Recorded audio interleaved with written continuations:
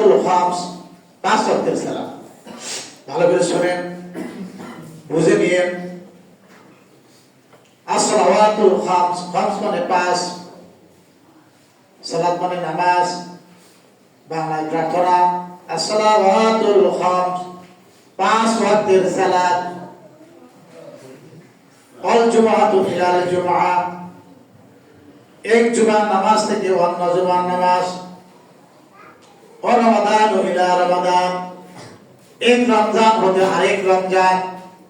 মুকাফিরাতুন মা বাইনাহুন্না, মুকাফফারাতুন মা বাইনাহুন্না, কাফারা হয়ে যাবে এর মাঝে যা থাকে। শর্ত কি? ইজাস্তুনিবাল কাবাইর, যদি কবিরা গুনাহ থেকে বিরত থাকে। আবার বলছি, ভালো করে শুনেন, 5 ওয়াক্ত নামাজ যদি কেউ করে, কয় ওয়াক্ত? আপনারা কয় ওয়াক্ত করেন? পরের 5 ওয়াক্ত। এই যারা আসছেন তারা কি 5 ওয়াক্ত নামাজ পড়েন? রমজান মাসের পরে কি 5-7 জন ব্যক্তিদের মসজিদে দেখা যায়?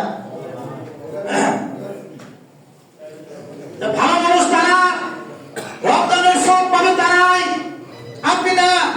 as-salawatul khams, রমজানের ভিতরে রমজানের বাইরে যারা 5 ওয়াক্ত সালাত আদায় করে জামাতের সাথে, এখানকার অধিকাংশ মানুষ 5 ওয়াক্ত নামাজ পড়ে না।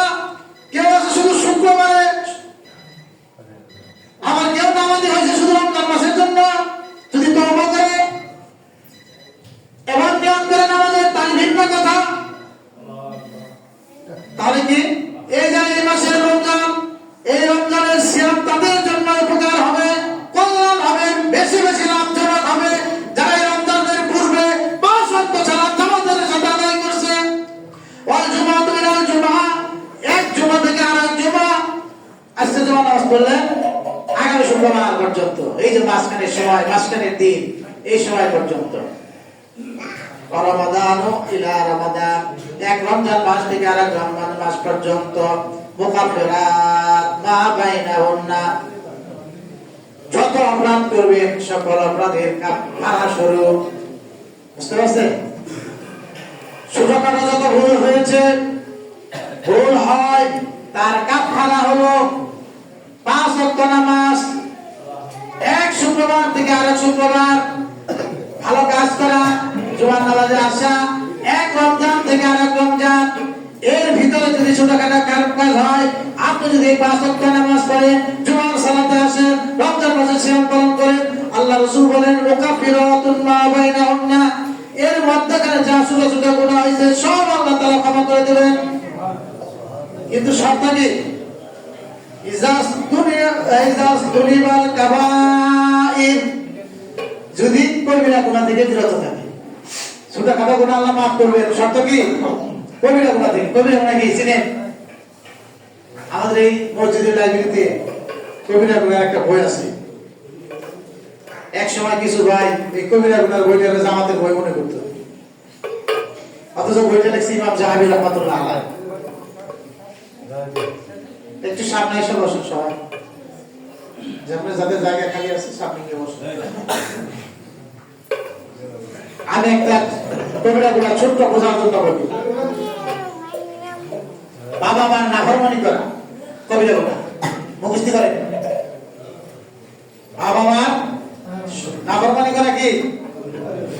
তাহলে হাদিস দ্বারা কি বুঝলেন? যতই আবাদত করেন, বাবা মার যদি ভরণ পোষণ না করেন, বৃদ্ধ অবস্থা খারাপ কাজ করেন, তাহলে আপনার আবাদত কবুল হবে না, ছোট গুনাহ মাফ হবে।